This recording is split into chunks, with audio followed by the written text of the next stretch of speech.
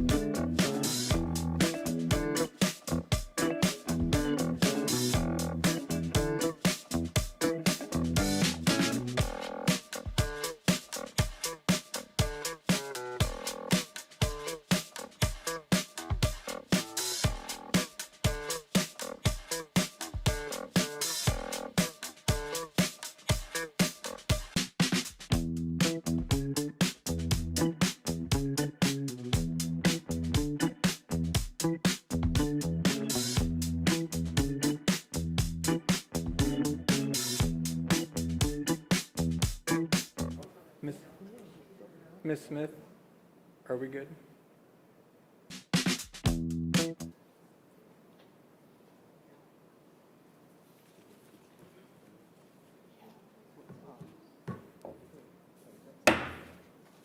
Good afternoon. We'll go ahead and call this meeting to order. Welcome, everybody. Great to see you all. It is Tuesday, May 25th. We are here for our regular board agenda. It is 5:05. Sorry for the delay. Again, welcome to all of my board colleagues, to all staff, Dr. Miguel, Mr. Goheen, and to everyone joining us here in person. To all those online, welcome. And to all of our community members who are joining us via YouTube as well, welcome. Great to have you with us tonight. So we'll go ahead and get started with our meeting tonight. I would ask Ms. Smith to do, before we do roll call, I will read our board norms and protocols as we do at every board meeting. As a board, we agree to respect the differences of opinions in making decisions for the district, to follow best practices in managing the superintendent and the management of the board itself, to stay on task when conducting business for the district, including while at board meetings, to never surprise the superintendent or each other when conducting official business of the district, to read these norms at the beginning of each board meeting and at board workshops as a reminder of how to conduct our meetings, and to continually self-check to determine if we are following our norms when conducting district business. Again, a reminder, just please make sure you mute your computers, your laptops if you're in the boardroom, please, and if you're not speaking, please make sure you are muted as well. With that, Ms. Smith, would you please do a roll call? Yolanda Clark. Maxine Drew. Maxine Drew, present.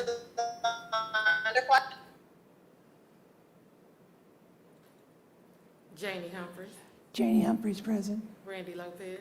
Randy Lopez, present. Wanda Brownlee Page. Wanda Brownlee Page, present. Dr. Wynn.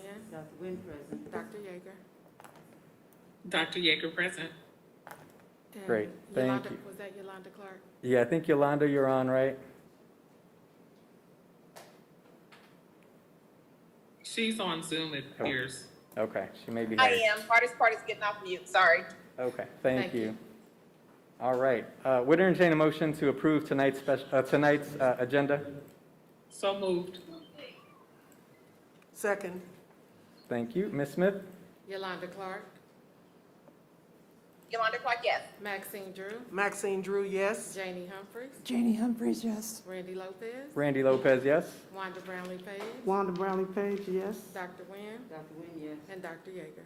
Dr. Yeager, yes. Thank you. Great, thank you. So we'll move forward with our agenda. First up, we have our community comment section. At this time, we do not have any submitted community comments for tonight, but I will just remind our community who is watching and anyone that would like to submit a comment, unfortunately, due to COVID precautions, we are still limited in terms of who can attend in-person meetings. So if you would like to submit a comment, you are more than welcome to submit, and you can send an email to our board clerk, Ms. Leslie Smith, and submit your comment. All comments, public comments must be submitted no later than noon, 12 o'clock on the Monday before the board meeting. Again, we welcome any comments, but none were submitted for today's meeting, so we will continue on with our agenda. Thank you. So next up, Dr. Miguel, I'll hand it off to you. Thank you so much, Mr. Lopez. The first item we start with awards and recognition, so I would invite Ms. Jody Mitchell to present to us the Employee of the Month. Well, good evening, Board, Mr. President and Dr. Miguel. We have another wonderful Employee of the Month to present to you. On the screen, you will see Miss Elizabeth Morris, who is our district nurse and May's Employee of the Month. On her nomination from our Executive Director of Operations, it spoke about Elizabeth's ability to keep us all informed of changing medical information and keep her cool during the pandemic. She also went on to talk about Elizabeth's positive mindset, which brings a healthy perspective to the district. So congratulations, Elizabeth, on your award.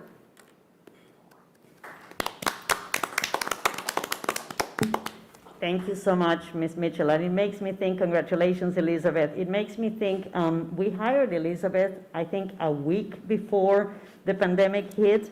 And so I'm sure she didn't know what she was signing up for, but thank you so much, because it gives me chills just to think what we would have done had we not hired you before. Thank you so much for your hard work.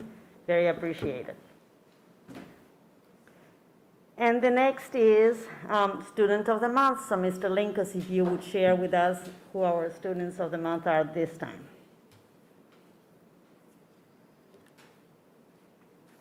Good afternoon, Board. Hopefully you can hear me through the multiple layers. It's my honor to have the opportunity to present our Students of the Month for the month of April and May as we're finishing out our school year. So our Students of the Month that we're celebrating, we're going to start with this young gentleman.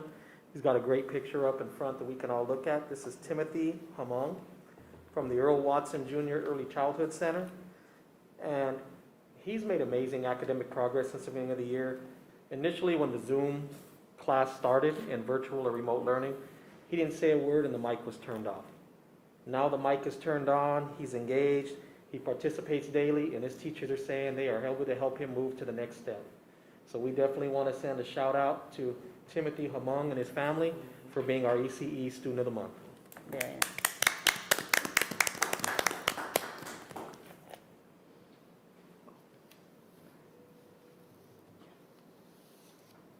Our next Student of the Month winner is Sofia Arias Castillo.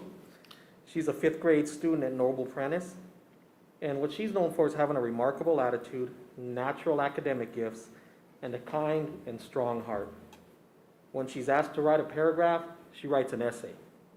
Those are all the kinds of students that those of us that were teachers loved to have in class, because when I was a student, they asked me to write a paragraph, I barely got a sentence. So I'm very happy that we have students like this. She's humble, and she has great gifts, and she's a friend to everybody. So she's the kind of student, according to her teachers, we would all love to have. So felicidades a la familia de Sofía Arias Castillo.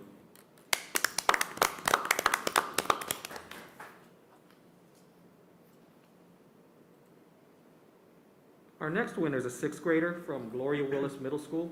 It's Ashley Perez Vasquez. Ashley's a hard worker who writes with elegance and clarity according to her teachers, has a great sense of humor, is modest about her work and achievements, while at the same time being a very talented artist. All of her teachers stated that Ashley is a pleasure to teach. Ashley, congratulations to you and your family. Felicidades a la familia Perez Vasquez.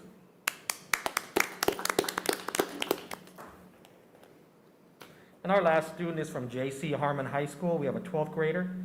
You see that gown, which means graduation is coming up, and many of us are going to have an opportunity this Friday night to be there. Hopefully the weather will participate. But Kiana Belcher has had a lot of things happen in her life. And she's had a lot of challenges that she's faced. And for this is part of the reason why the principal and 2 other staff members nominated her for this award. She's taken these on. She continues to excel, and her studies are great. She's learned to be a strong self-advocate, and her main resources in doing so are her journal writing and her free verse poetry. So, Kiana, I'm excited to be there Friday, and I know the rest of us will be attending when we see you get your diploma. To you and your family, I want to say congratulations for your work from preschool on up, and she's a KCK kid all the way through from what they wrote, and we're happy to see you get that diploma on Friday night. So congratulations to Kiana Belcher and her family. And thank you, Board of Education, Board President Lopez, Vice President Brownlee Page, fellow members of the board, Dr. Miguel, for this opportunity, and look forward to next month when we can celebrate more of our students. Thank you so much, Thank you, Mr. Mr. Linkus. Linkus. It's always great to hear about the accomplishments of our students. And the next one is a new award for us. It's the International Student Exchange Award that will be presented by Ms. Tammy Hott. And I believe Mr. Amaya is here to receive that.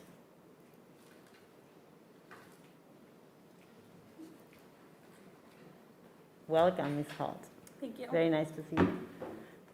Good evening. For those of you who do not know me, my name is Dr. Tammy Hott. I'm an elementary teacher in this district, but tonight I am here as the Regional Advisor for International Student Exchange, further referred to as ISE. ISE is one of the largest and longest running U.S. Department of State designated cultural exchange programs. We've been sponsoring high school exchanges since 1982 and have arranged successful programs for over 30,000 students from over 90 different countries. ISE is dedicated to its mission of bringing the people of the world closer together and educating the leaders of tomorrow. In line with Kansas City, Kansas Public School District's goal of exiting every high school student prepared for college and careers in a global society, we strive to bring the people of the world closer together and educate our students to be global leaders. ISE believes cultural exchange is a two-way street and that many benefits of cross-cultural experiences should be available to all students. For this reason, ISE offers a robust selection of outbound and inbound exchange programs. We believe that all children deserve access to experiences that promote personal and academic growth, both domestic and abroad. And we are excited that Washington High School staff shares this belief with us. At this time, if I could ask Mr. Amaya and Ms. Lisa Garcia-Stewart to join me. Over the past years, the Student Services staff and the leaders at Washington High School have successfully supported cultural exchange.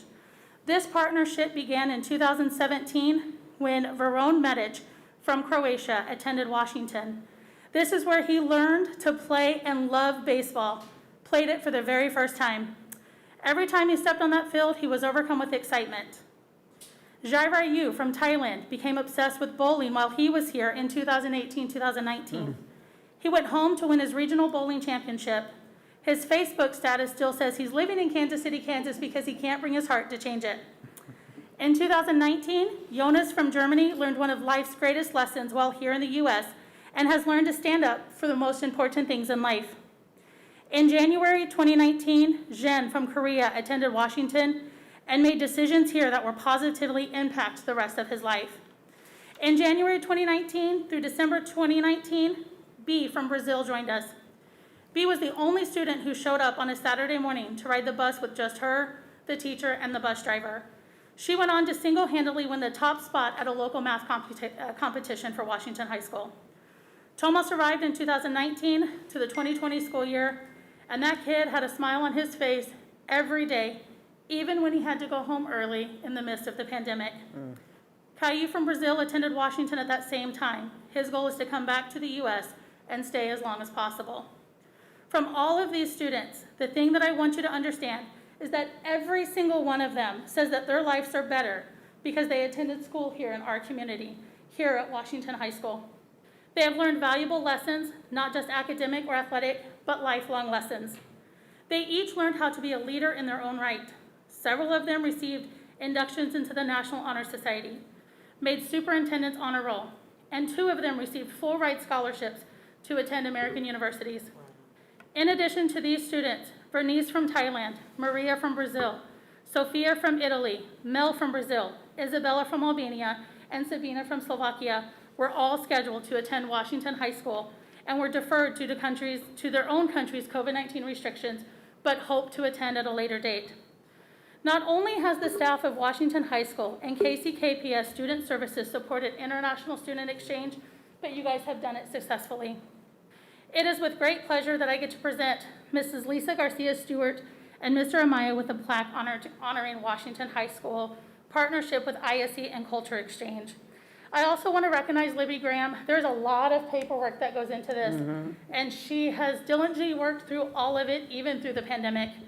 I present this plaque to Mr. Amaya. It has the students' names as a partnership from Washington High School and ISE. Thank you so much. And this certificate to Lisa Garcia Stewart for your support of Cultural Exchange with the students we have now and the students in the future. Thank you guys so much.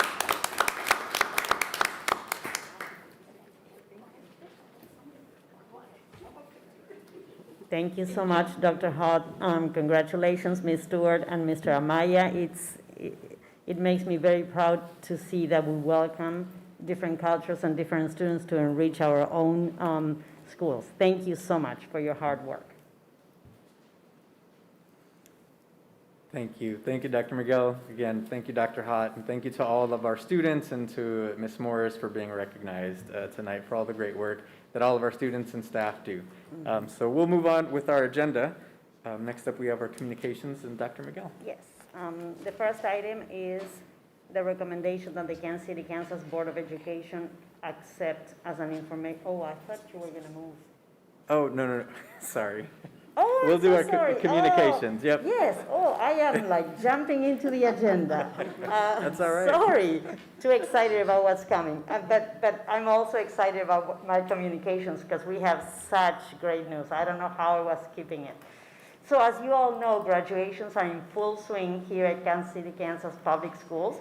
And we want to thank our staff, our families, the students for making the ceremonies special for our students. And we also want to say congratulations to all of the amazing graduates that make us so proud and for all of the accomplishments that they bring to their schools and their families. We want to say congratulations also to our valedictorians and our salutatorians that are on the screen right now. Your hard work in the classroom definitely paid off. Congratulations to each of you, to your families, and to the staff that supported you. And they look great in those pictures. It has truly been a special treat to see these students reach this important milestone, the proud look of the teachers' faces as they congratulate them, to hear the cheers of the proud families. It's been such a joyous time. This is the result of the work that staff, families, and students put in through the years. I also want to highlight everyone's piece in supporting students and families in reaching this milestone. From principals, teachers, custodians, drivers, nutritional workers, nurses, school secretaries, and all of the district staff who support the schools so that students can have the quality education that brought them to this graduation. We are proud of them, and we are proud that we all come together for this end result, which is graduation. We unfortunately had to cancel the graduation for Washington High School, not cancel, but postpone, due to the threat of thunderstorm and lightning. I want to say there is never a good time for a cancellation of a graduation ceremony due to the anticipation that's built up to celebrate this special occasion. However, the health and safety of our students, families, and staff are always a top priority. So with the information that we had at the time, we decided to err on the side of safety. This is why we identified rain dates ahead of time and communicated them in our messaging in the event that such weather event occur.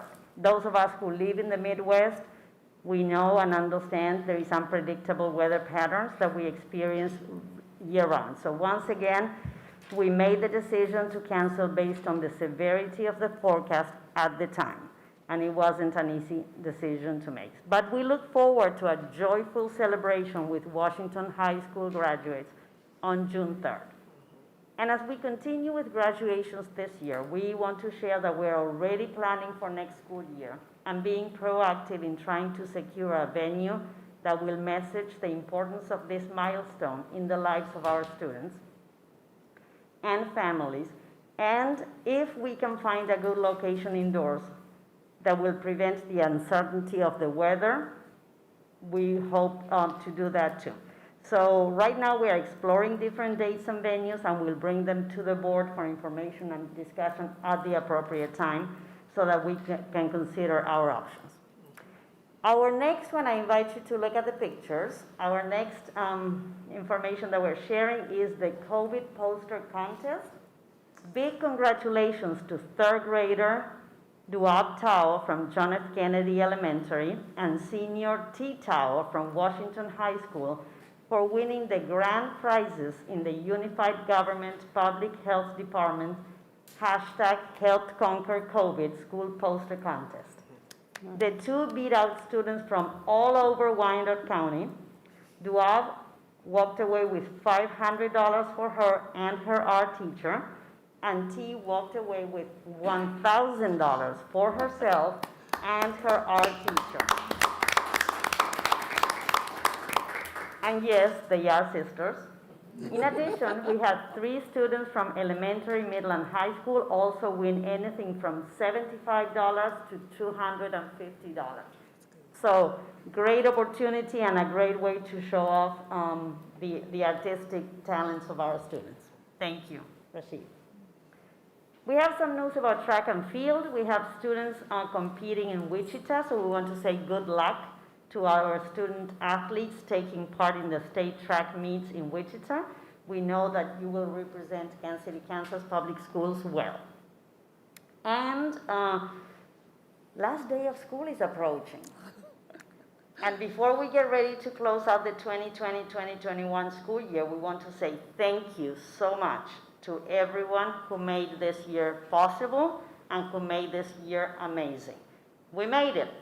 We are down to the last week of school with students. We were so happy to see them back in person, and now the year is coming to an end. We hope to see many of our students in summer school soon. We have close to 5,000 students that will be attending summer school. So we're bringing school to a close and starting very soon after that. Thank you so much. That's it for my communications, Mr. Lopez. Thank you, Dr. Miguel. Plenty going on in our district. I will be brief. I do just want to echo Dr. Miguel's communications and congratulating on behalf of the board, congratulating all of our seniors, all of our graduates for such an amazing job this year, for rising above and beyond, meeting all challenges, and just thriving. When we wanted the best and needed the most from you, you just went above and beyond. So thank you to all of our graduates and our seniors, all of our students who are completing such a great year for you, and to your parents and families who really supported you, to this community who rallied around each of you. I just, on behalf of our board, on behalf of the district, just really want to say thank you and congratulations to all of you. And I'll echo what Dr. Miguel said to staff as we complete this academic year. Obviously, we couldn't do anything without you, and you have just done a phenomenal job to make sure that our students, our scholars, are received the quality education that they deserve. So thank you for all the work and the time that you've put in to this year. On behalf of the board, we're so grateful for each of you, for the work that you've put in. It hasn't been easy, I know that, but you all just went above and beyond, so we're so grateful for you. And just a few words, quiero agradecer a todas las familias y celebrar a todos los graduados que están viendo a sus familias, que estamos tan orgullosos de ustedes por todo lo que han hecho por su familia, por sus estudiantes. Felicidades a todos que se están graduando este año y a todos los estudiantes que pasaron un año difícil, pero hemos terminado este año. Los celebramos a todos ustedes, a los estudiantes, los graduados y a las familias, a los padres y a nuestra comunidad que nos apoya en cada momento. Entonces, felicidades a todos ustedes. So, and then I also just want to congratulate, we've heard it at all the graduations, but all of those students who are receiving scholarships to go on to college. We're so proud of you. Such an amazing job. So congratulations to all of you. Whatever step is next in your journey, you are KCK family. You are always part of our family. We're proud of you. We love you. And we're here to support you and cheer you on every step of the way in your journey. So congratulations. Okay, so we will move on with Ms. Drew. I'm sorry. Ms. Drew? Thank you.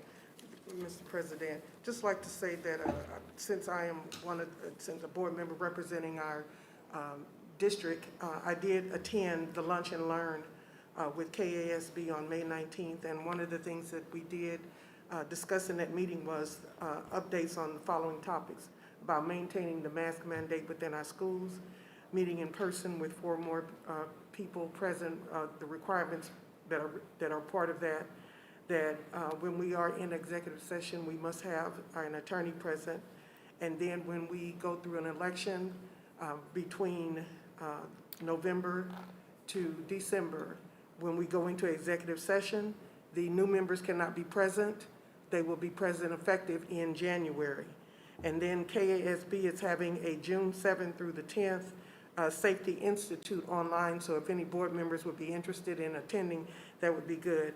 And then lastly, I had the privilege of attending Mayor David Alvey's address on May 18th. And one of the things that they were promoting is trying to improve the residences as well as other businesses here within Kansas City, Kansas. And I would recommend board members, if you can, to pull it up and look at it. And because one of the things within 2023 that they are proposing of building a Rock Island Bridge, which will connect Kansas City, Kansas to Kansas City, Missouri, with entertainment and other avenues for people to be able to generate money as well as getting jobs. And again, just wanted to say thank you to all of our graduates. Thank you. Thank you, Ms. Drew, for the report out. I appreciate keeping us up to date. Okay, so we will move on with our agenda. Next up, we have the board updates. I am going to take a moment of executive privilege. We have a guest on from the Hispanic Development Fund, and so we're going to move item C up and cover that first, just so we respect their time and they can cover, we can cover what we need, and then they can get on with their evening. So we'll cover item C first, board members, if you're following along on the agenda. So I'll pass it to Dr. Miguel. Thank you so much, Mr. Lopez. So this is the recommendation that the Kansas City Board of Education accepts as an informational update on the partnership between Kansas City, Kansas Public Schools and the Greater Kansas City Hispanic Development Fund. And Dr. Pitch is going to present that to us. Good afternoon, esteemed members of the board and Dr. Miguel. It is my pleasure to introduce for your review an MOU proposal that would establish a working partnership between KCKPS and the Greater Kansas City Hispanic Development Fund through our access to the Family College Prep program. This proposal underscores the board's emphasis on creating positive community relations and partnerships, along with high student achievement, by using a culturally responsive, evidence-based approach to remove barriers to post-secondary education offered and counted by students served by our school district.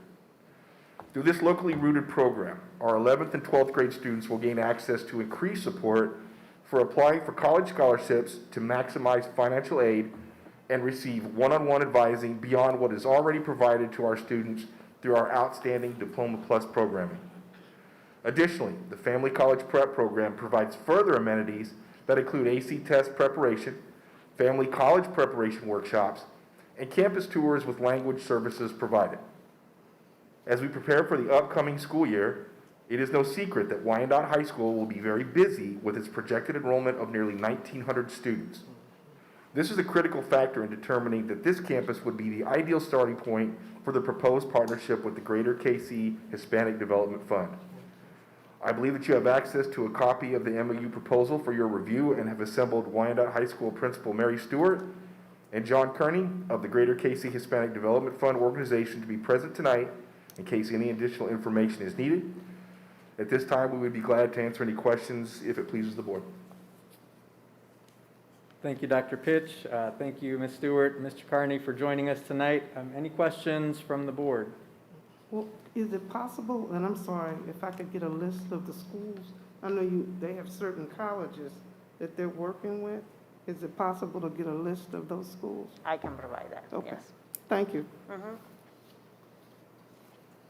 Other questions from board members? No? Okay. If not, we will move forward. Thank you, Dr. Pitch. Thank you, Mr. Carney, for joining us. I'll give you a quick chance, since you're here, if there's anything you wanted to share with the board before you jump off. No, I thank you, Randy, and for everyone for your time tonight. I'm just really excited to introduce this new program and iteration of HDF to KCKPS. And it's all about student impact and supporting students and families, and just really excited to see what additional supports we can bring to Wyandotte High School. Thank you so much. Looking forward to that. Thank you, John. And thank you, Dr. Pitch and Ms. Stewart, who was on the line in case questions were asked. Thank you. So the next item, we're going to start back on A, right? Yes.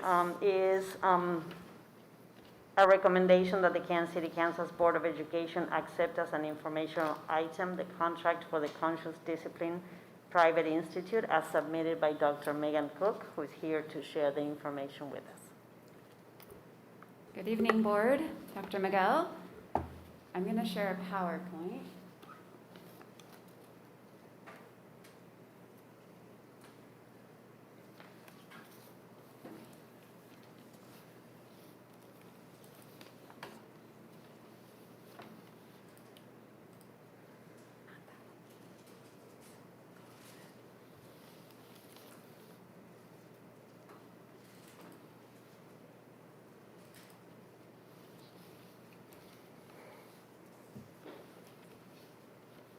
All right, I'm here tonight to discuss as an informational item the Conscious Discipline Private Institute that we would like to bring to our school district this summer.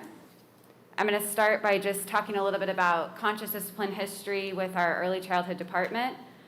Just first, a little bit of background information about conscious discipline. Conscious discipline is a trauma-informed program that transcends positive discipline to help families and educators become more resilient, more compassionate, and better equipped to handle whatever challenges, conflicts, or upsets life sends their way. It is evidence-based, research-backed SEL best practices. It is used as the required parent curriculum component of Head Start. We are currently in year 3 of implementation. Here's a little bit of information about the on-site private institute. This is a week-long training that used to be offered only in Florida. It is now offered in satellite locations. The Private Institute is a premium event that combines quality instruction with a uniquely immersive experience. The trainers literally create a school, family, classroom environment with all the structures of conscious discipline, and then utilize that classroom to teach the powers and skills of conscious discipline. It's based on brain research and developmentally appropriate practices. The Institute provides inspiration, proven discipline strategies, and camaraderie that will promote lasting changes that echo through your organization for years. This Institute will be offered by the master instructor we have been working with for the past 3 years. And this Institute is only offered in the summer as it is 5 full days of immersive learning. It cannot be replicated throughout the school year. Because of this, we need as many staff as possible to attend. Here are some details. The event dates would be July 26th through the 30th. The presenter will be Jill Moley. She's the Conscious Discipline Master Instructor we've been working with. The venue name is Kansas City, Kansas Early Childhood Center. The fee is $150,000 for 5 days. Head Start will pay this fee.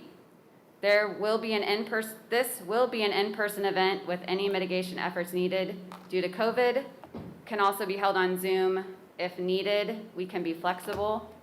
Conscious Discipline will provide the master instructor, an event facilitator, and 5 additional helpers. They will also provide all event materials for up to 150 attendees.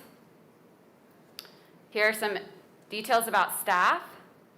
Staff will be paid to attend this training as the training is required to move the work of conscious discipline forward in our EC classrooms.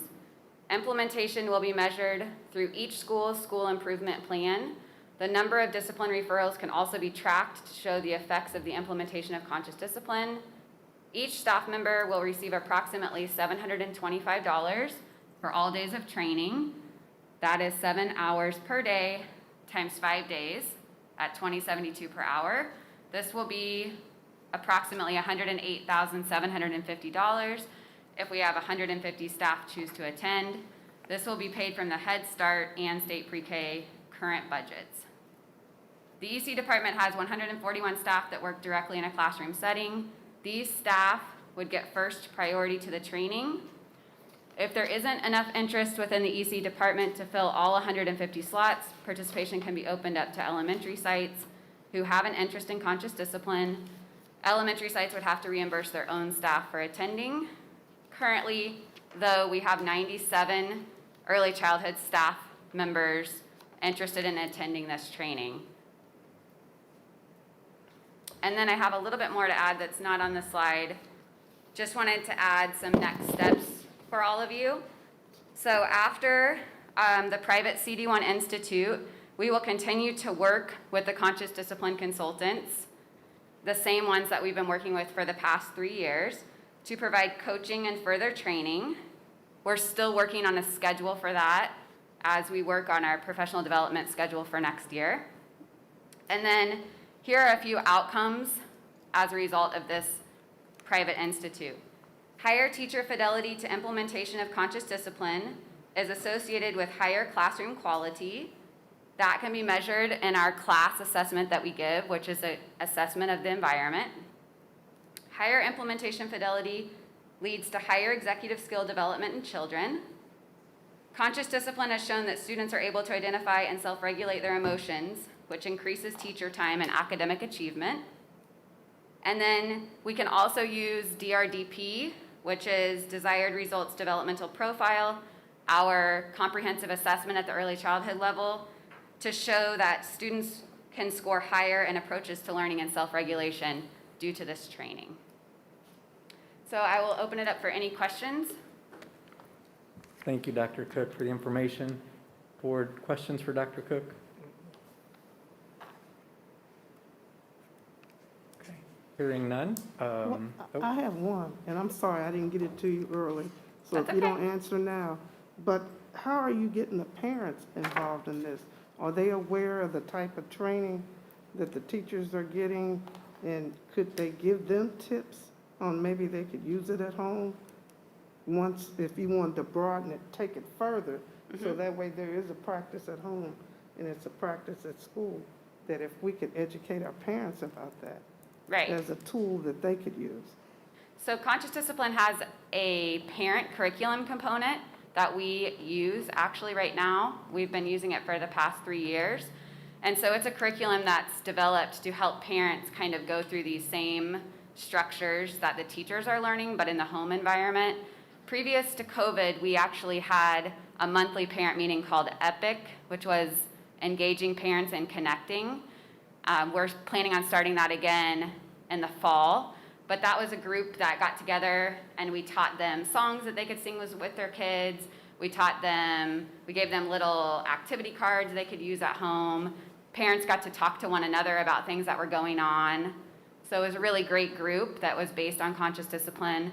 And then we also send home things in our classroom newsletters that are geared towards parents. Thank you. Uh-huh. All right. Thanks so much, Dr. Cook. Thank you. Thank you so much, Dr. Cook. The next item is a recommendation that the Board of Education accept a report on the Enough is Enough initiative as submitted by Ms. Garcia Stewart and Director of Student Services, and Sharita Patton.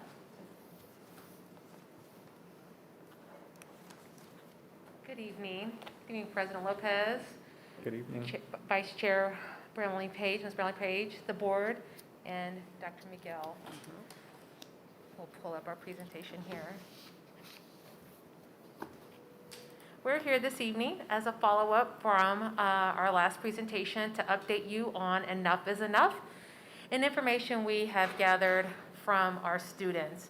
So we're pleased to be before you again to share this plan with you and just to share again why we're here. And part of the feedback we had shared with you when we were here just a couple of weeks ago was that our students provided information and feedback around suggestions around opening the district gyms and fields during the summer for a number of reasons. The first one being that this will provide students an opportunity to have an outlet to learn new skills and work with classmates and teammates in order to improve their abilities.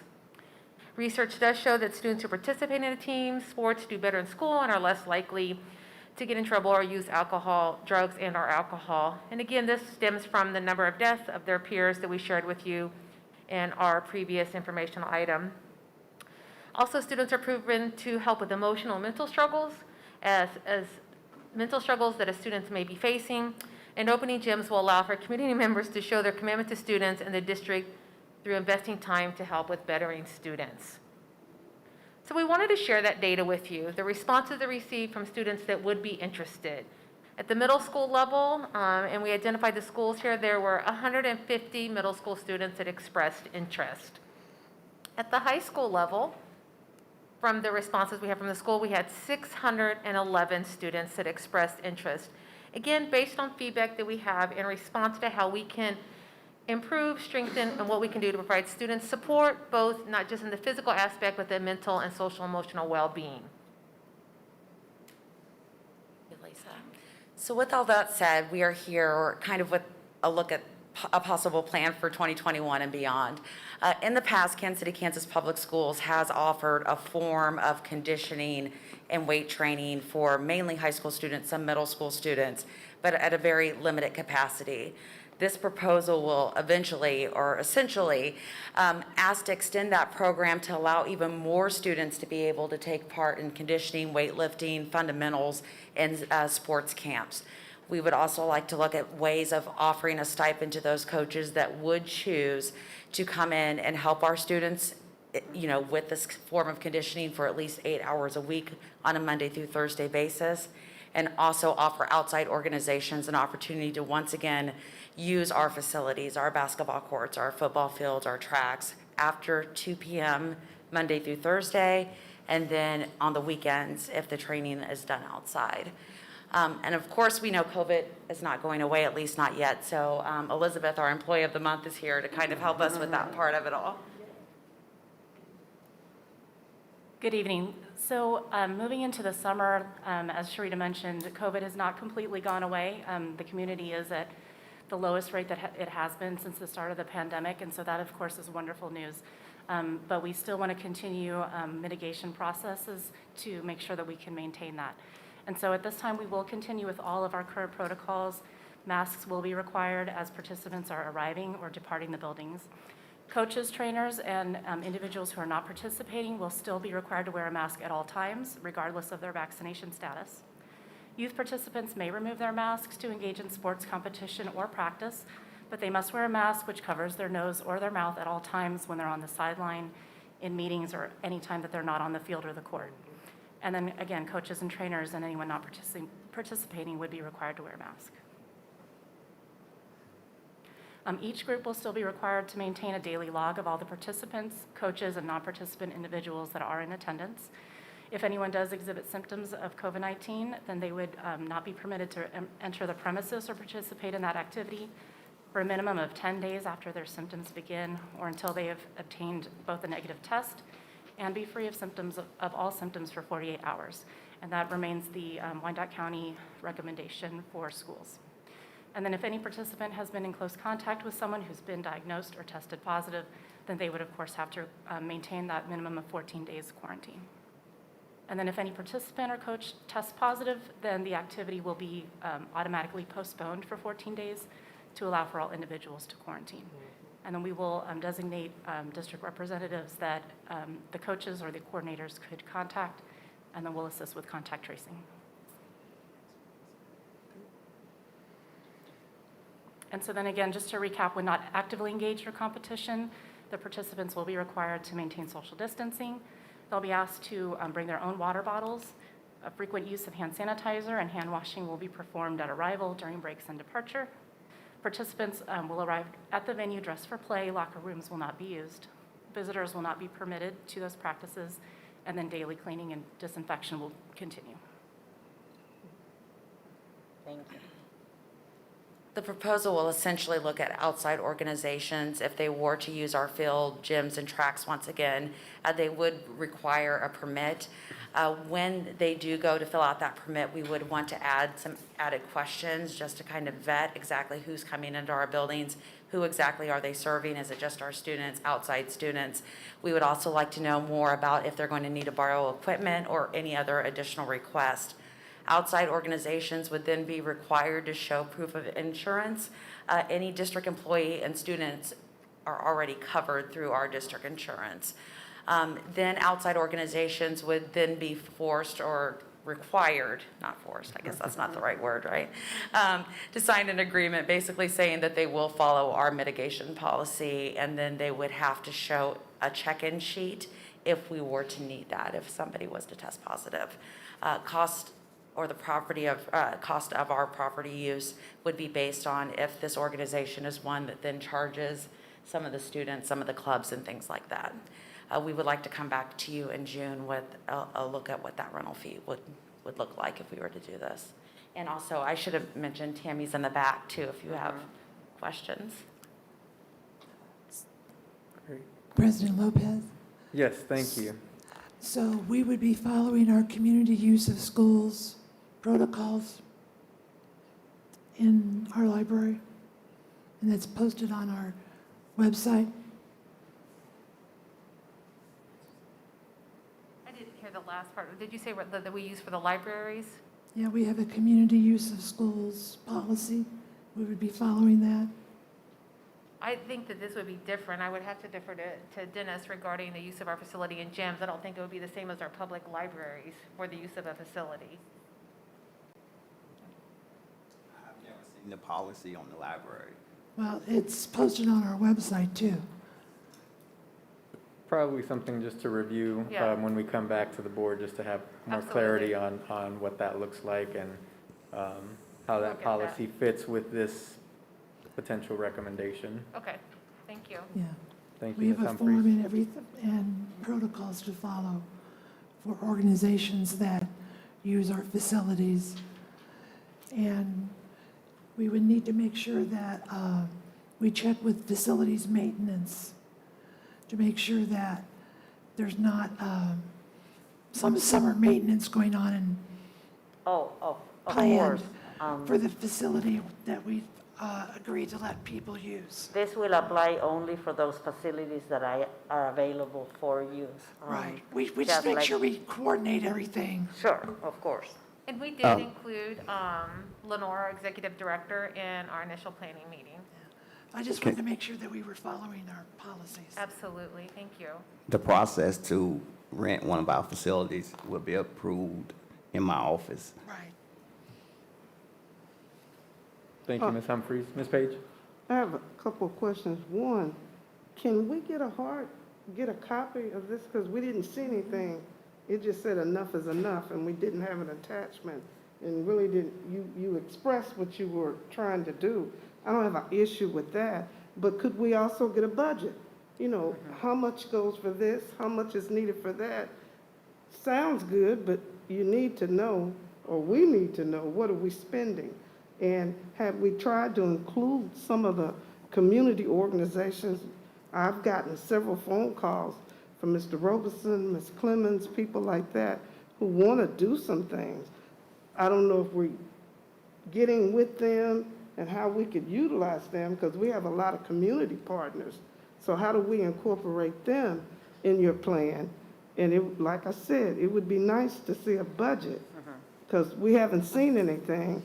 And I know your hope is to come back in June to get it approved, but we haven't seen a budget, and we want to do it decent and in order.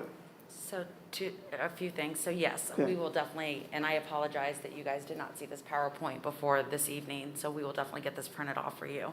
The budget is something that we are working on. We will have that for you so you can see those line items.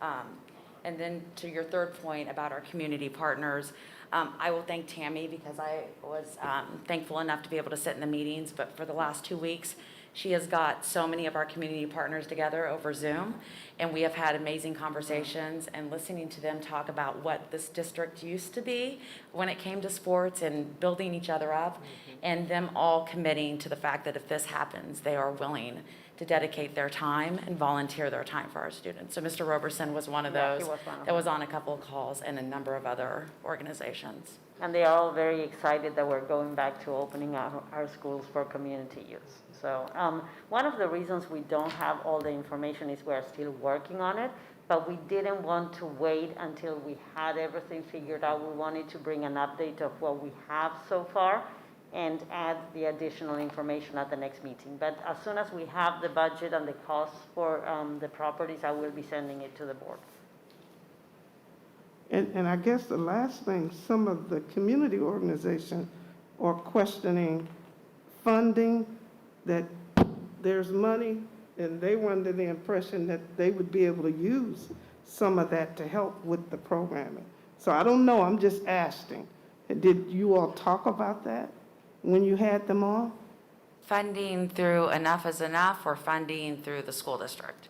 Funding, I think, through the school district with monies that, from the ESSER fund? Well, I'm going to tell you that I would not promise anybody any money because that's just, I'm trying to stay in my lane. No, they didn't Yeah, say so that you I'm not for promised sure. anything. We do have one partner with us, Alive and Thrive, that has done a lot with the Enough is Enough program, Okay. who had set some money aside in hopes that we could do something with our student advisory group that never happened. And since that didn't happen, they have offered to give us about $5,000 in order to go towards this gym opening, if that's something. But as far as funding, that's really the only discussion we've all really had. Okay, thank you. All right, other questions? Ms. Clark? My only question is, we're talking gyms only, we're not talking pools or, okay, just gyms, okay. And track and field. And track and field, okay. Thank you. Ball fields. Ball fields, yes.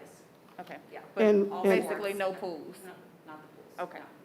And one more thing, would we alter the fees? Because the last one that I saw this week to rent the gym was $200.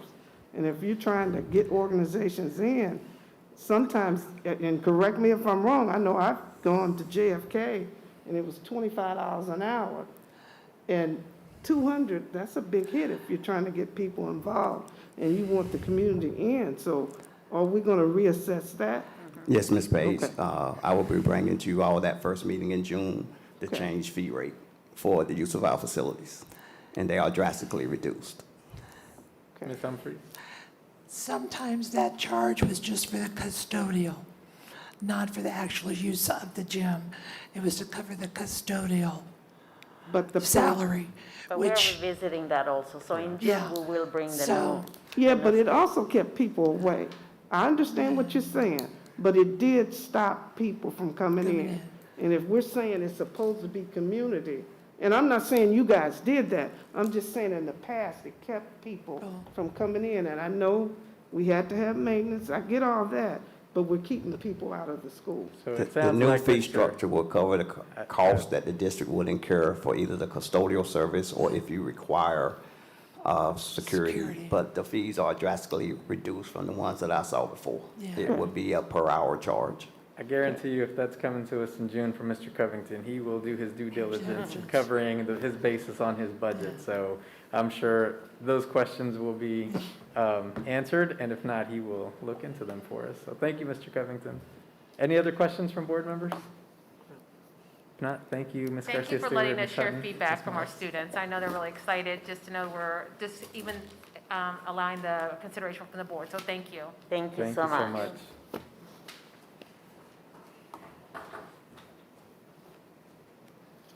Thank you, board, for those questions as we continue this conversation. So we'll move on with our agenda. Next up on our agenda, I would entertain a motion to recess to executive session for teacher negotiations pursuant to the exception for employer-employee negotiations under the Kansas Open Meetings Act for 20 minutes, going in at 20 minutes, going in at 6 o'clock and coming out at 6:20. So moved. Second. Ms. Smith? Yolanda Clark, Yolanda Clark, yes. Maxine Drew, Maxine Drew, yes. Janie Humphries, Janie Humphries, yes. Randy Lopez, Randy Lopez, yes? Wanda Brownlee Page, Wanda Brownlee Page, yes. Dr. Nguyen, Dr. Yeager. Dr. Yeager, yes. Thank you. Thank you.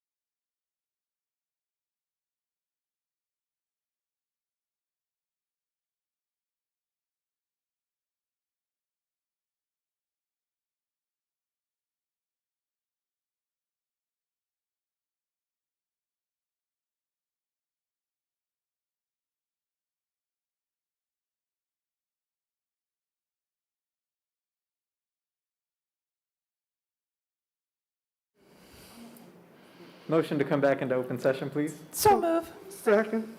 Oh, I'm sorry. One more time. So move to come back into open session. Second. Okay, motion and second. Ms. Smith, roll call, please. Yolanda Clark, Yolanda Clark, yes. Maxine Drew, Janie Humphries, Janie, yes. Randy Lopez, Randy, yes. Wanda Brownlee Page, Wanda Brownlee Page, yes. Dr. Nguyen, Dr. Yeager. All right, we are back in open session. We'd entertain a motion to go back into executive session for 15 minutes, going in at 6:25. So move. Second. Ms. Smith? Yolanda Clark, Yolanda Clark, yes. Maxine Drew, Janie Humphries, Janie, yes. Randy Lopez, Randy, yes. Wanda Brownlee Page, Wanda Brownlee Page, yes. Dr. Nguyen, Dr. Yeager. All right, thank you. Thank you.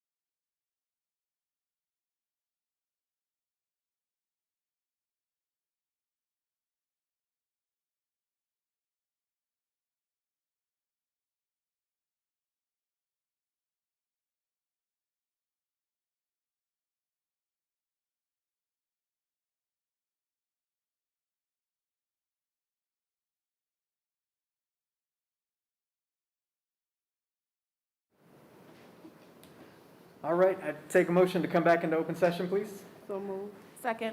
Ms. Smith? Yolanda Clark, Yolanda Clark, yes. Maxine Drew, Maxine Drew, yes. Janie Humphries, Janie, yes. Randy Lopez, Randy, yes? Wanda Brownlee Page, Wanda Brownlee Page, yes. Dr. Nguyen, Dr. Yeager. Dr. Yeager, yes. Thank you. Great, thank you, everybody. We're back in open session. We will continue on with our agenda. Pass it on to Dr. Miguel next. So we are going to have Mr. Covington now present a budget workshop for the board. Mr. Covington? Good evening, Mr. Lopez, Ms. Page, and the remaining board members and superintendent. Tonight, I'm going to go over with you all a top-level initiative for the budget for the superintendent's success for next year. These recommendations will be presented to the board as only recommendations, and it will be discussed during our next budget workshop to get an approval. And at the end, I will give you the calendar to where we need to be at what point in time, and then we will go from there. So the budgeting philosophy establishes a pathway to success. It represents the board's priorities and it maximizes the tax dollars from our citizens.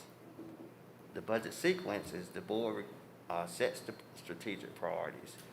Then they establish budget priorities. We review the budget and we make prioritize reductions. We determine the new funding, determine the request that we have for new funding, and then we balance the budget and present it to the Board of Ed. So strategic priority rankings. As you recall at our last work session, I went over with you all how you all rank your priorities, and this slide is the one I showed at that meeting. That's where high expectations for student achievement was number one, safe and respectful learning environment was number two, and good steward of resources and financial accountability was number three. So the next step was for us to look at our budget for actual to expenses. So we pulled all our departments and schools into budget work sessions with the accounting team and the federal programs team. We reviewed the 3-year trend. We looked at all the budget lines, excluding the personnel. If they needed anything different or new, we looked on alternative investments, and we made some hard decisions. Our revenue projection for next year for new money, the state approved, should be around $5.1 million. This goes forward with the lawsuit that has been continued. And with the mill levy that you all approved at the last board meeting, that will give us an additional $4 million, which brings the total available new money to $9.1 million. So what do we do with that money? We determine the priorities of the new funding request, maximize the use, and balance the budget. For the new money, if departments or schools needed something new, they prepared a case for investment where they provided us the background, the strategies, results, alignment, investment for those case for new investment. And we reviewed all of those prior to making a recommendation. So as I stated before, the additional revenue is the $9.1 million from the state and the mill levy change. So again, what do we do with the money? What I'm gonna go through now are some proposed initiatives that we should be reviewing for the $9.1 million. As any organization says, it's that investment in our staff is number one. We should take care of our people. You take care of your people with salary increases. So within the $9.1 million, we'll be looking at a certified percentage increase, a SPED stipend increase, and a percentage increase for our classified staff. We also want to look at making some market adjustments to make us more competitive. We want to look at market adjustments at our master's level for teachers. We want to look at a market adjustment for our paras and aides and our support staff. We also want to look at a market adjustment for our directors, assistant directors, principals, and assistant principals. One of the other issues that we have in the district is with our population, we need to increase our staff that are bilingual and biliterate. So we're going to make a proposal to increase their salary with a salary differential for being bilingual and biliterate. Also, one of the problems we have is our holiday pay. And I do need to make a change on this slide. It is for 5 days, not 4. But when we get to a total cost, we'll cost that out for 5 days. We want to continue our longevity increase. We started this 2 years ago, where you get an increase when you reach a 10-year point, from 10 years to 14 years. Then when you reach your 15-year point, you get another bump to I think it's 1.5 from 15 to 19. At the 20-year point, you get 2%. And then from 21 to 24, it's the same 2. Then at 25 years, you get 2.5% as a one-time pay on your anniversary date. The last thing is, which is something I met with our insurance carrier, there will be an increase in health insurance. As you all recall, last year, we decided to stay with Blue Cross Blue Shield. So there will be a increase in health costs, somewhere around 9%. But the employer portion for the insurance that we cover for employee only is going up about 5%. Other things, when we met with the principals of all our schools, there were some things that they stated that we needed to help our students achieve. Here before you on this slide are the top things that came out of those meetings that our principals felt that they needed within their schools. As you all know, curriculum resources and textbooks. We are behind in the district on our curriculum and resources. We are proposing that we look at putting dollars aside to get us closer to where we need to be. We need some assistant principals in 5 middle schools and 2 high schools. Those schools are large or have additional needs for students. And so we're going to propose that we look at funding those 7 positions. We also need a teacher that supports our alternative schools. Based on the Caseville investment, one teacher could support one ESL teacher would support all our alternative schools. Our priority teacher program, we're looking at running a summer boot camp like we do our teachers fellows for those about 17 priority teachers where they will receive a stipend. They don't get paid during the summer, but they will get a stipend to work along with our teachers during the summer. This district, since I've been here, we do not have an instructional technology department. And we have put in many instructional technology programs, but there's nobody in our technology staff can manage those programs. So we're proposing that we add an instructional technology manager and instructional technology specialist to help our students and teachers use the programs that you all have approved for digital resources. We need a science teacher at one of our middle schools, 2 encore teachers at another middle school, and 2 elementary teachers at 2 of our elementary schools, and a counselor. Due to the size of our largest high school, they need an additional counselor. So those are the things that came out of the meetings with all our principals and reviewing their building needs assessments. Also things that, positions we need here at the central office. As you all recall, we staffed the Equity and Inclusion Department using dollars from SPED that was deemed disproportionality. Those dollars expire September of this year.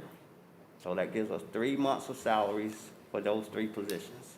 We need to cover the additional 9 months for the 21-22 school year.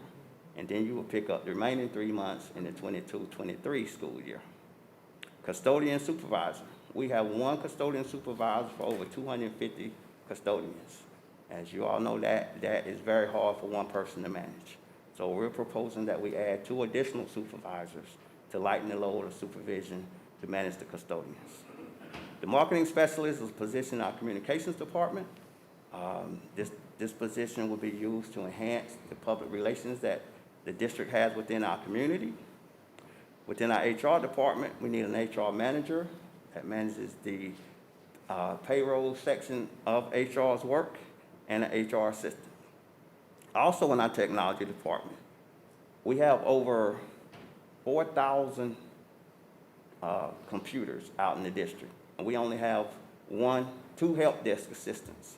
So we're proposing that we add a help desk assistant and a manager to help that staff with their workload and manage the work.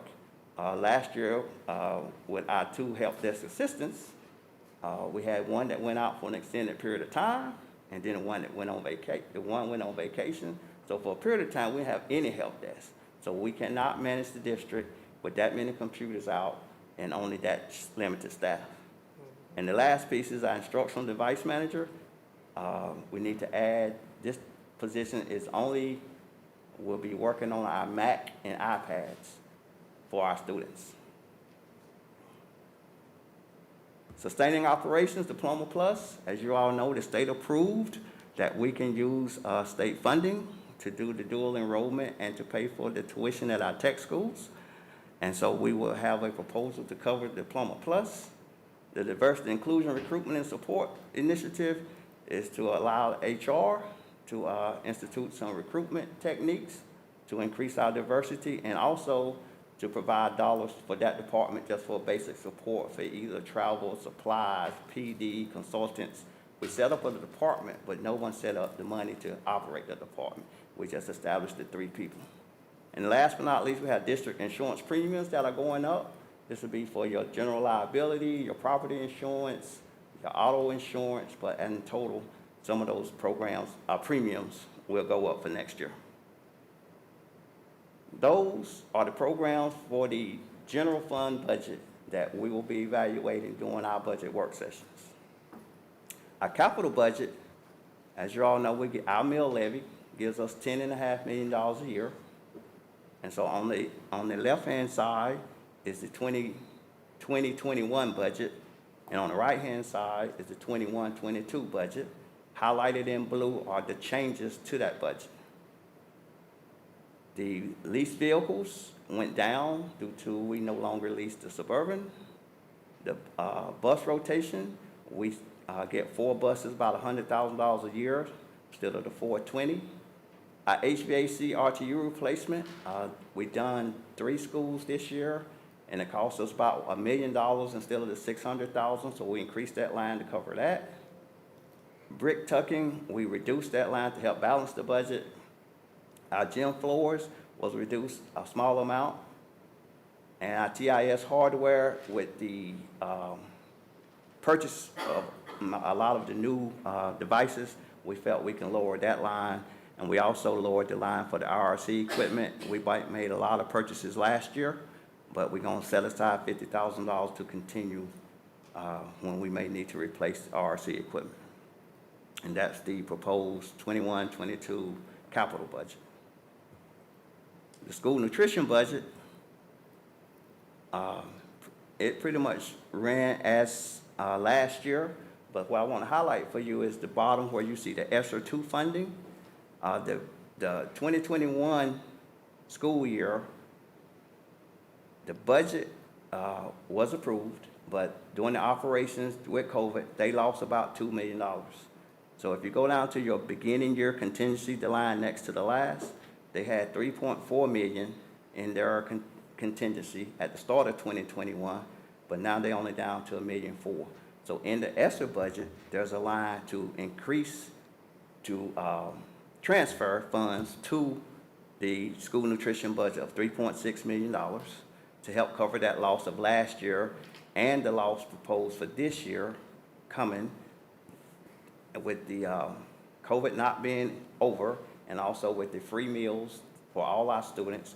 We're going to experience a loss again, but at the end of the year, we're proposing that the contingency will be about $3.6 million for our child nutrition budget, school nutrition budget. Next on the list is our public library. Again, this budget is in line and adopted. There's really no new initiatives proposed by the library. It's just business as usual. The mill levy stays the same, the capital mill levy stays the same, and the dollars that we receive from the county library board stays the same. But what does go up based on those revenues, that our general fund balance and our capital fund balance both will increase, giving the library $16.7 million for contingency. and those funds can be used for any initiatives that proposed by this board and the county library board. Next steps. Budget work sessions. We will begin budget work sessions as soon as the board sets those dates. Teacher negotiations will continue from now to June, July. We will receive our budget allocation form from the state somewhere around the midpoint of July. This is that Form 99 that we have to fill out, and which will lead to the publication of notification of the hearing. That should be at the July 27th meeting. We need to publicize the adopted budget in the newspaper by August 5th, because it has to stay in there at least 10 days, and then hold a public hearing on August 17th. The August 17th meeting will have to be a special call meeting, and then we need to transmit the adopted budget to the clerk, county clerk, and KSDE by August 24th. Mr. President, that's the budget initiatives for 21-22. Thank you, Mr. Covington, for that presentation. Board will make sure that you get a copy of that for your review. Would open it up to questions from the board. Ms. Page, it sounded like you had a question. Yeah, when it came to school buildings need, Yes, ma'am. I didn't see a lot in regard to Paris, and that's something I think we need more of. I didn't notice that they put it down, but teachers did need some help in some of the schools we went in. That initiative, ma'am, did not bubble to the top, but we will go back and look at it. And I also had a question. I know it was on there last year. We assisted the program out at the community college on Saturday. Is that program still listed? Yes, we did not delete that program. It's still in the budget. Okay. Dr. Nguyen. Thank you, Mr. Lopez. I guess a question for Dr. Miguel. How do then we take the items that were listed in needs assessments, and how do we translate that into programs, services that will have a dollar amount so that student achievement can be recorded? Because that is what the law that the governor signed yesterday requires. Right. And so the conversations that we're having with schools are all about how does this translate into student achievement. The case for investment they had to bring to the budget meetings were with that question in mind. And for example, all of the positions that we presented were seen through the lens of what is the relationship to student achievement. So student achievement has been in all of our conversations. Okay, so, and thank you. But again, it does not translate clearly to the public that this, well, first, we know on some of the assessments you needed certified licensed teachers. So that's clear. But hiring a new teacher is one thing. The question is then, how do you close that loop and identify, I'll just example, at-risk services or at-risk programs?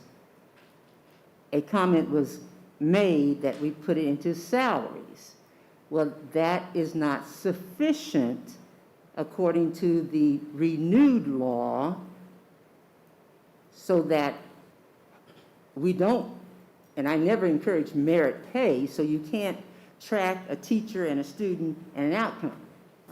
So how do we translate those needs into measurable outcomes that the law now requires us to, one, prepare and submit longitudinal studies, and number two, if we don't spend the 45 million at-risk, high-density at-risk funds properly, not only do we have to repay it, but we're ineligible to receive it anymore.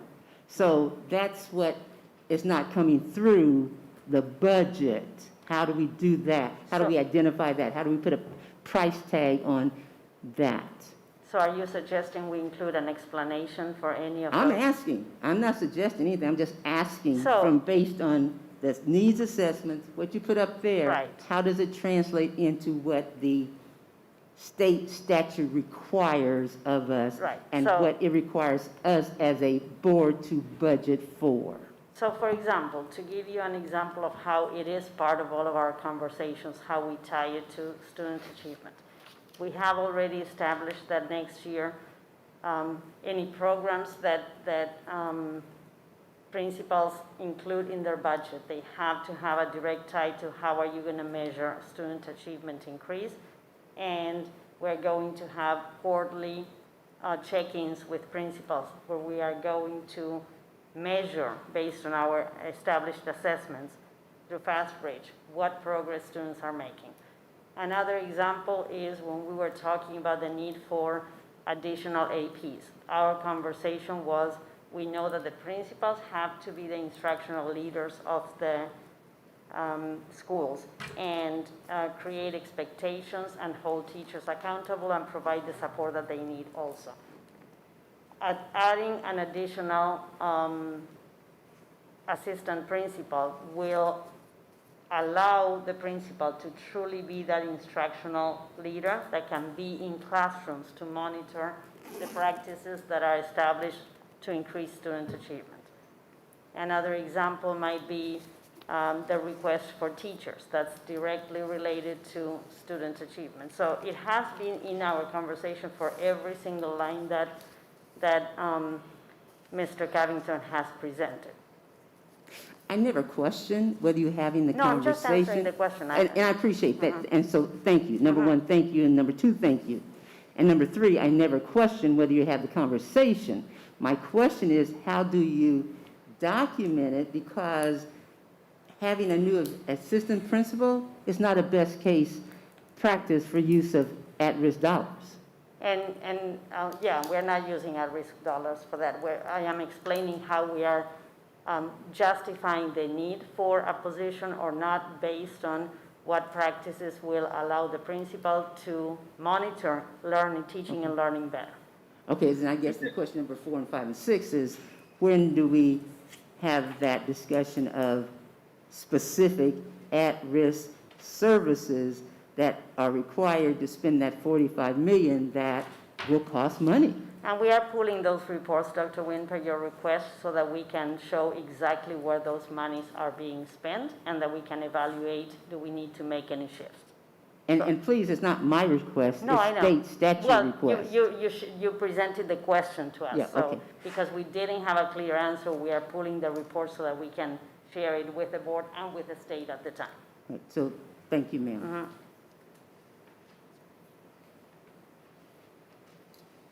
Additional questions from the board, clarification? Okay.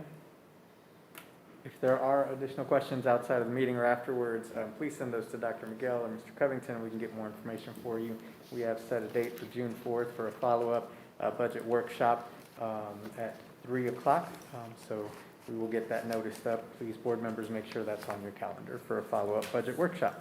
Thank you. Thank you, Mr. Covington. Yes, sir.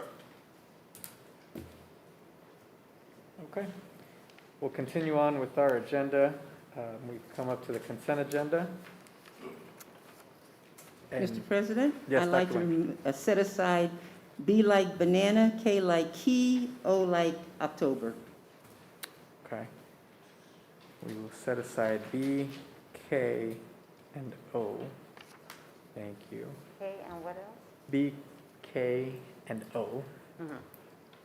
Okay, thank you. Would entertain a motion to approve the consent agenda minus items B, K, and O. So moved. Second. Ms. Smith? Yolanda Clark, Yolanda Clark, yes. Maxine Drew, Maxine Drew, yes. Janie Humphries, Janie, yes. Randy Lopez, Randy Lopez, yes. Wanda Brownlee Page, Wanda Brownlee Page, and yes. Dr. Wynn, Dr. Nguyen, yes. Dr. Yeager. Dr. Yeager, yes. Thank you. Thank you. Start with item B, Dr. Nguyen. Thank you, Mr. President. For the board's consumption, Mr. Lopez and I have participated in 3, we'll call them coffee conversations with some of the faculty. And this is a question concerning HR, and again, asking Mr.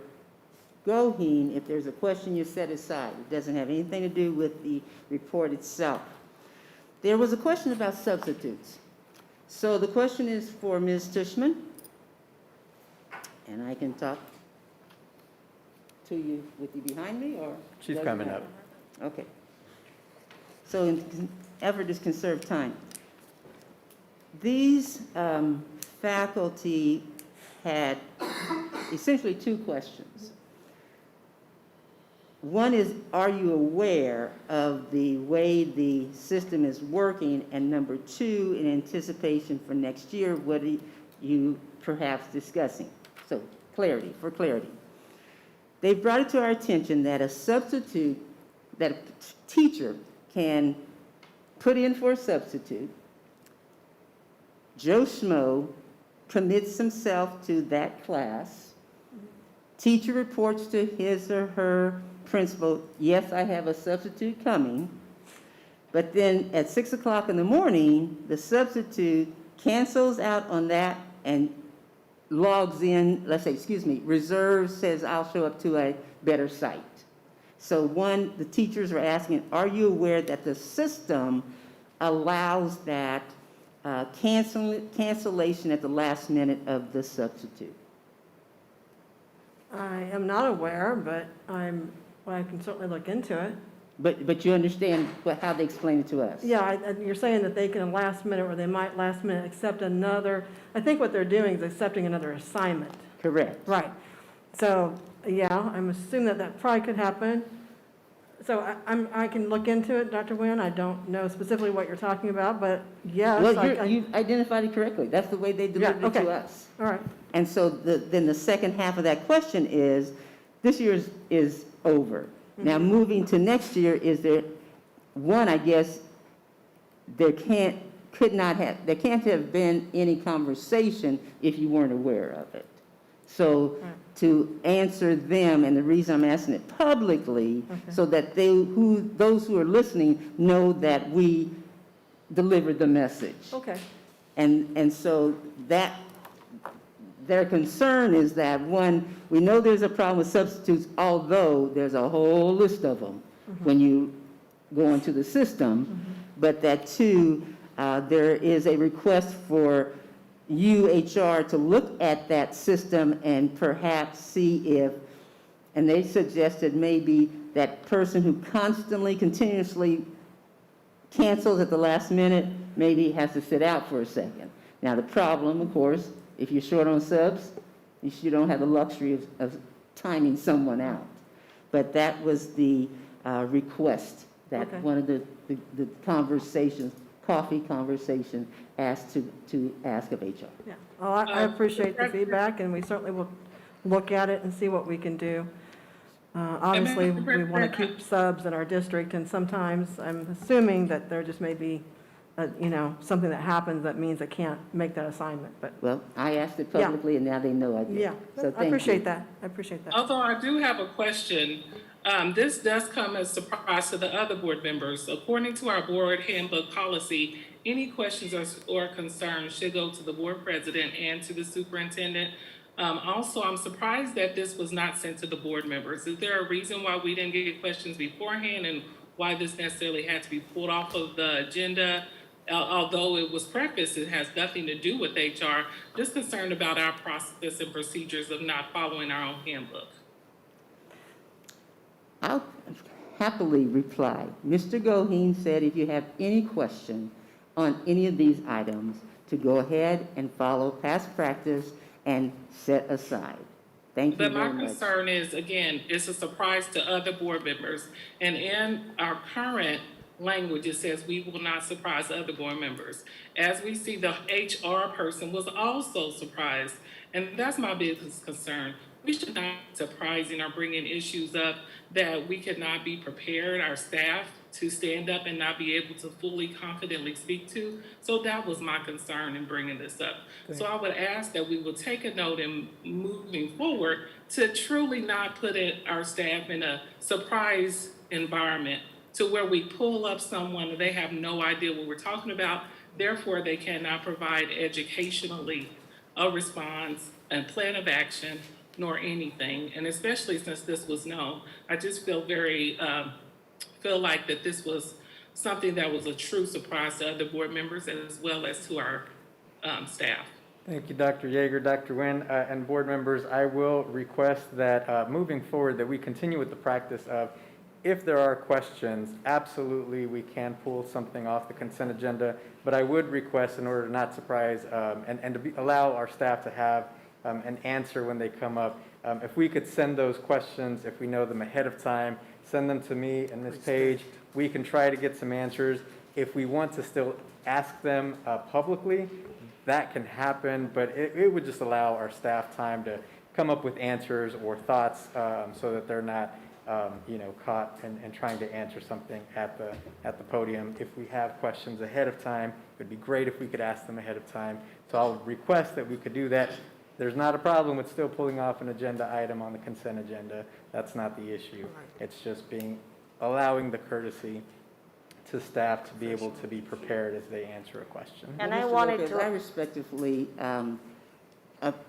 suggest that when we did have the conversations with the faculty, they asked that we ask the staff. It was not intended to put anyone on the spot. It just said the faculty that we were speaking with asked us to relay the question. That was courtesy to our staff that you've asked us to also be responsive to, and that's what I was doing. So, And I thank you. wanted to add, if I may, Mr. Lopez, I was also going to ask for the questions to be sent ahead of time so that, like in this case, for example, you were able to ask the question publicly, but had we known that the question was coming, we would have been able to also answer it publicly so that the people who had the question and presented it to you would not just hear their question asked, but they could also hear the response. So I think, and we have had incidents like that in which Ms. Page has been very open about sending the questions and then at the board meeting even saying, and I know they answer the question, but I feel I need to ask the question publicly so we can hear the answer publicly.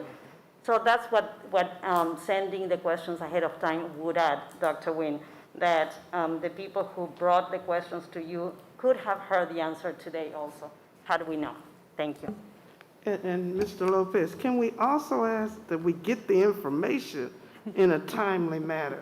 Because sometimes that's why the questions are running a little bit behind, because we don't always get everything on time. And it would help us out too, because we're waiting on it. We're thinking Friday after 3, and that's not always the case, and I they're know. still Yeah, adding. I agree. So it would help, on both sides. Sure. We need to balance it out. Thank you all. Okay. Well, then you're going to be unhappy again, because for K, we did not have the Greenbush contract MOU last week in front of us, and I just have questions of what do the words mean? So Could we take a moment and approve the HR report on no, B? you may not, and that's not excuse me, Mr. Lopez, that is not was not my response. So I apologize to you, Mr. Lopez.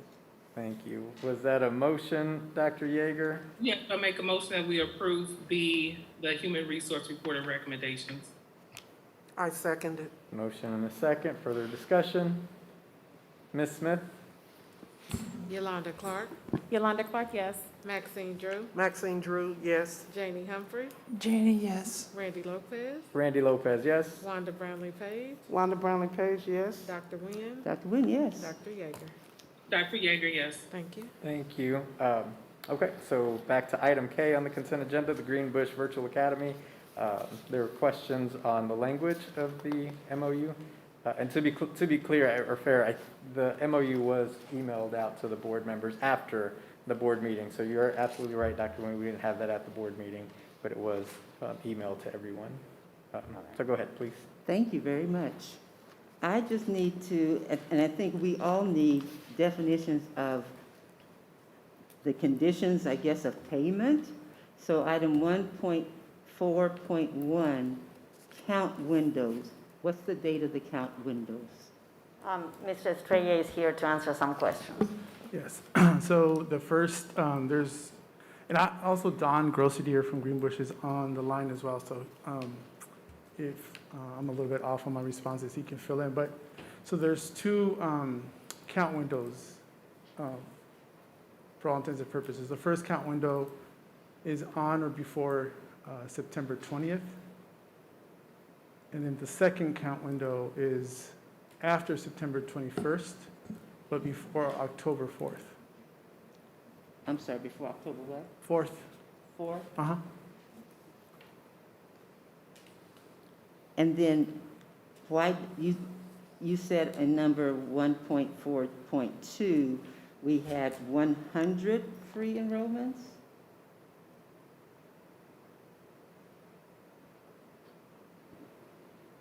So, it shouldn't read 100. I'm not sure what version it doesn't have 100 on there. It should, That's it, it doesn't have anything. right? So what that means is that, let me give you the examples that we get 100, let's say during the first and second count window, we get 150 students. They get counted as full-time students. In exchange for that, we get 150 free spots. So that it's an equal amount. It's 1 for 1. Okay, but it And then doesn't anything say that. addition, huh? It doesn't say that. So Which shouldn't it section are you clar- reading, Shouldn't it Dr.? say that? So for each counted FTE, the USD will receive an additional free enrollment in the post-count window. So that is translated as 1 for 1. That's my Well, it says translation. for each of the counted FTE. Okay. And then could you help me on 1.4.3? What is is there can you quantify 90% of any state aid for a part-time student? So I'll ask Don to help me over on there's a formula that the state has. And the auditors, when they come and do the hand audit, they look at percentage, and they times that by $1,700. And that's what how they generate that dollar amount. Okay. Is that right, Don?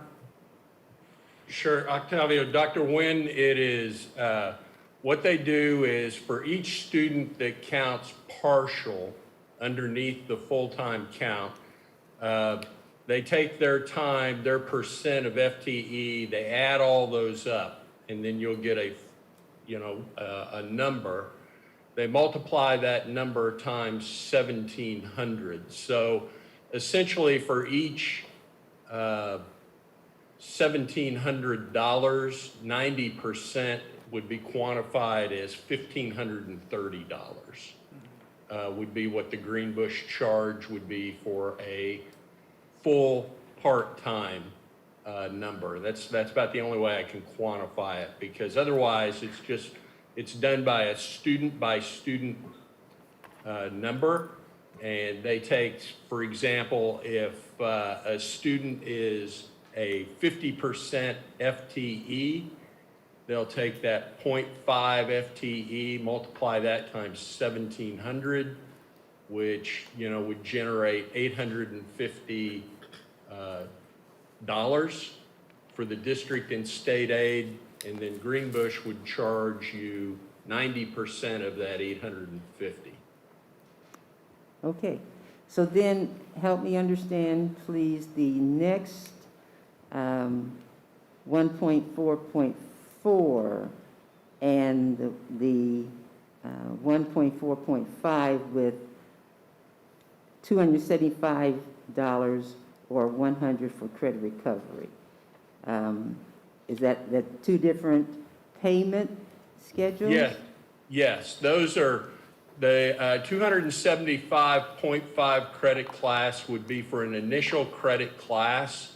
I don't believe the district has used that at any point, but you could. That's standard for our contracts for virtual programs, that if you had a student in a brick and mortar class or a brick and mortar school that you said, hey, we would like them to be able to take this class online, that would be the charge for that half credit, initial credit class, $275.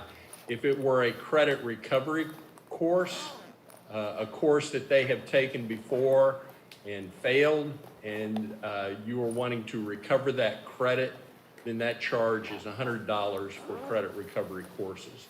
Again, I don't think the district has accessed those, but that is pretty standard language for our MOUs. We provide that in the event that a district would choose to use us for credit recovery or for initial credit courses for, let's say, brick and mortar students. Okay, thank you. And my last question, please. On page 2, so item 2.7.1, is there an established criteria already for student failure? Continued failure means what?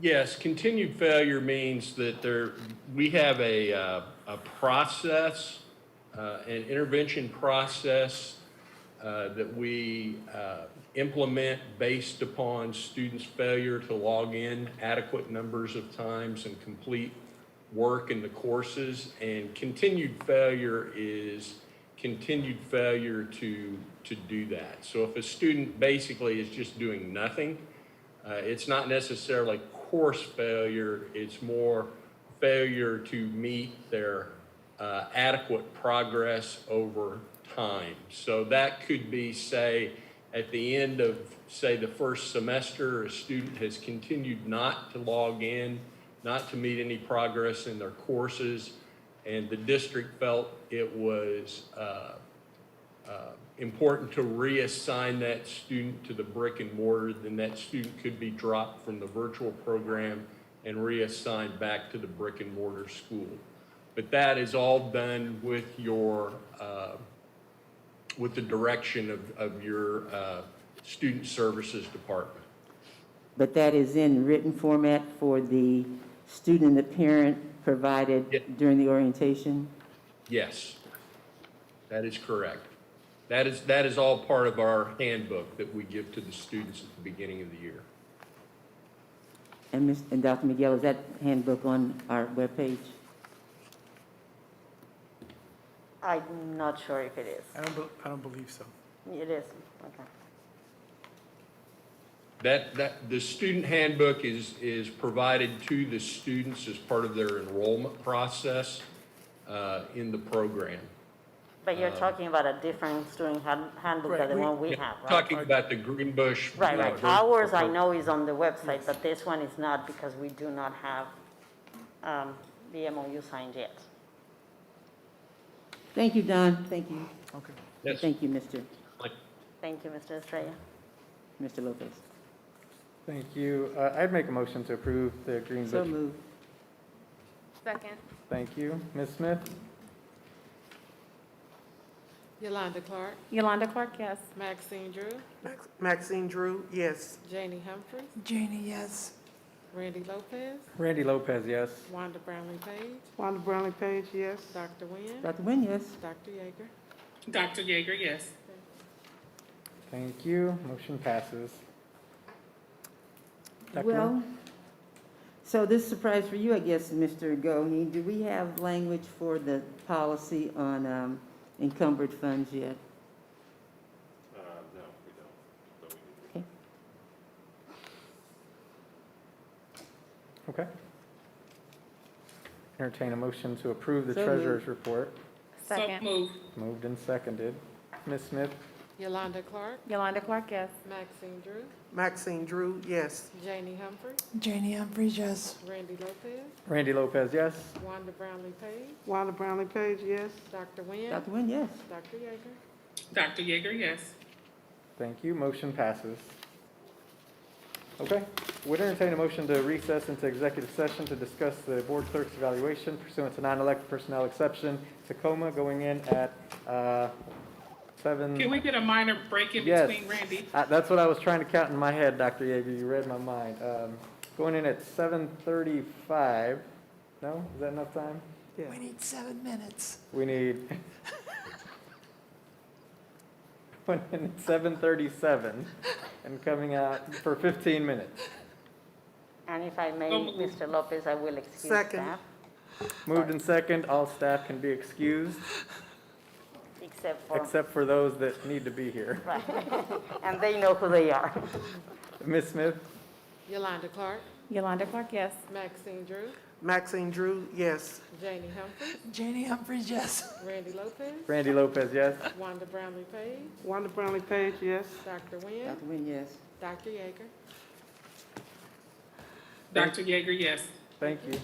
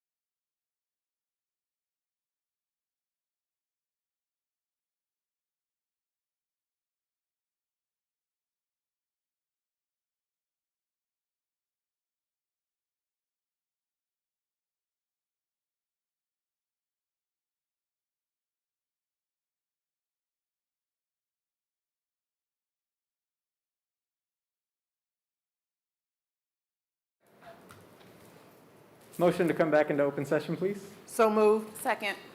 Ms. Smith? Yolanda Clark, Yolanda Clark, yes. Maxine Drew, Maxine Drew, yes. Jamie Humphries, Randy Lopez, Randy Lopez, yes. Wanda Brownlee Page, Dr. Nguyen, Dr. Nguyen, yes. Dr. Yeager. Thank you. Would now entertain a motion to recess to executive session to discuss the superintendent evaluation pursuant to non-elected personnel exemption Tacoma, going in at 7:57 for 15 minutes. So moved. Second. Ms. Smith? Yolanda Clark, Yolanda Clark, yes. Maxine Drew, Maxine Drew, yes. Jamie Humphries, Randy Lopez, Randy Lopez, yes. Wanda Brownlee Page, Dr. Nguyen, Dr. Nguyen, yes. Dr. Yeager. Thank you.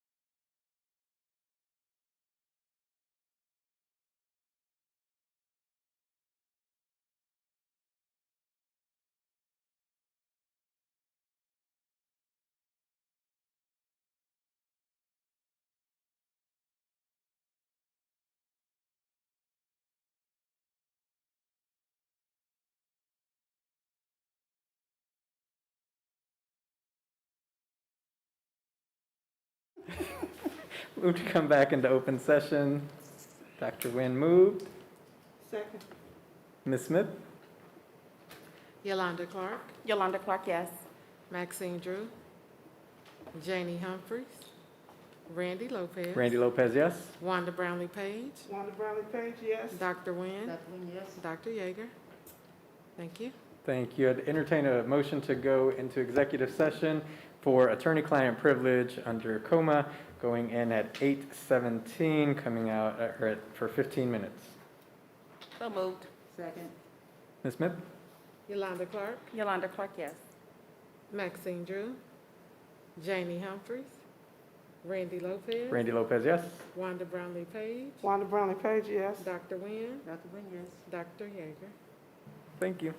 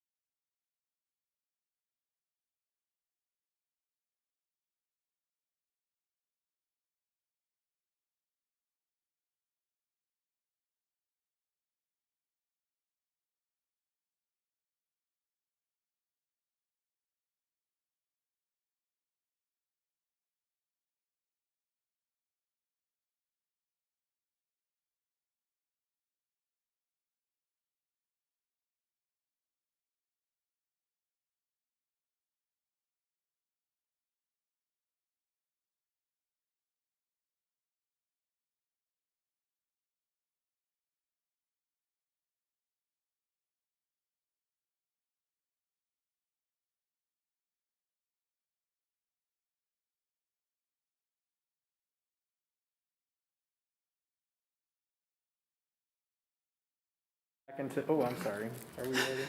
Okay. Motion to come back into open session, please. So moved. Second. Ms. Smith? Yolanda Clark, Yolanda Clark, yes. Maxine Drew, Maxine Drew, yes. Janie Humphries, Janie, yes. Randy Lopez, Randy Lopez, yes? Wanda Brownlee Page, Dr. Nguyen, Dr. Yeager. Thank you. Thank you. Back in open session, would entertain a motion to recess into executive session to discuss matters of attorney-client privilege in order to protect the privacy interests of the parties involved under coma, going in at 8:35, coming out at, for 10 minutes. 8:45. So move. Moved and Second. seconded. Ms. Smith? Yolanda Clark, Yolanda Clark, yes. Maxine Drew, Maxine Drew, yes. Janie Humphries, Janie, yes. Randy Lopez, Randy Lopez, yes? Wanda Brownlee Page, Dr. Nguyen, Dr. Yeager. Thank you. Thank you.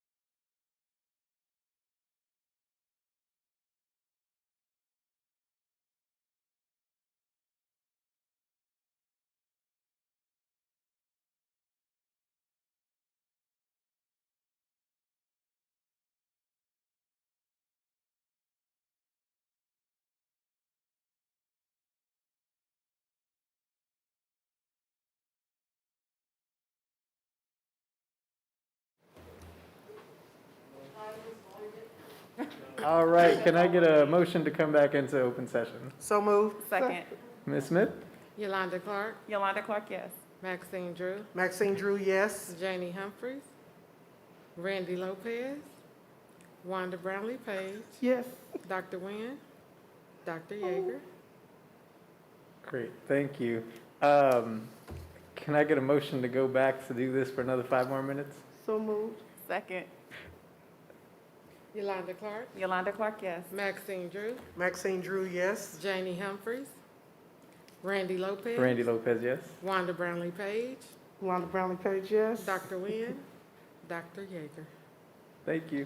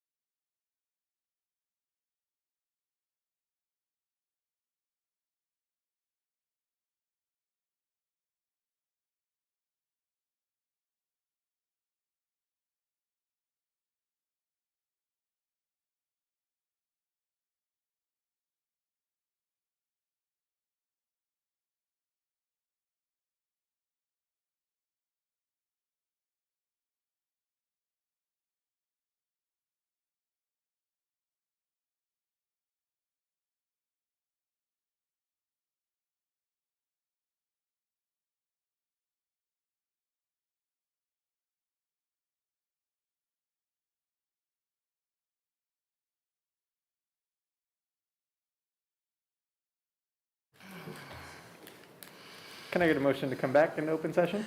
So move. Second. Ms. Smith? Yolanda Clark, Yolanda Clark, yes. Maxine Drew, Janie Humphries, Yes, please. Randy Lopez, Randy, yes. Wanda Brownlee Page, Dr. Nguyen, Dr. Nguyen, yes. Dr. Yeager. Thank you. All right. Entertain a motion to recess to executive session to discuss matters of non-elected personnel in order to protect the privacy interests of the parties involved under coma, going in at 8:57 for 20 minutes. So moved. Second. Ms. Smith? Yolanda Clark, Yolanda Clark, yes. Maxine Drew, Janie Humphries, Janie, yes. Randy Lopez, Randy, yes. Wanda Brownlee Page, Dr. Nguyen, Dr. Yeager. Thank you. Thank you.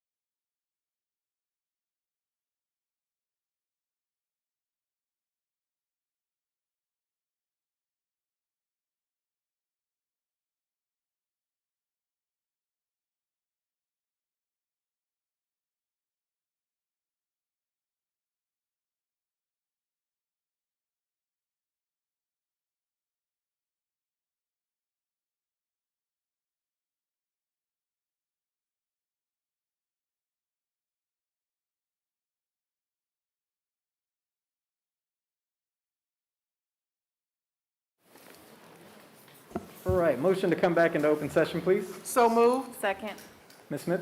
Yolanda Clark, Yolanda Clark, yes. Maxine Drew, Maxine Drew, yes. Janie Humphries, Janie, yes. Randy Lopez, Randy Lopez, yes. Wanda Brownlee Page, Wanda Brown Page, yes. Dr. Nguyen, Dr. Yeager. Dr. Yeager, yes. Thank you. All right, back in open session. Again, thank you, board members, colleagues, Dr. Miguel and staff for staying a little extra tonight. This meeting is adjourned. Thank you. Have a good night, everybody. Thank you.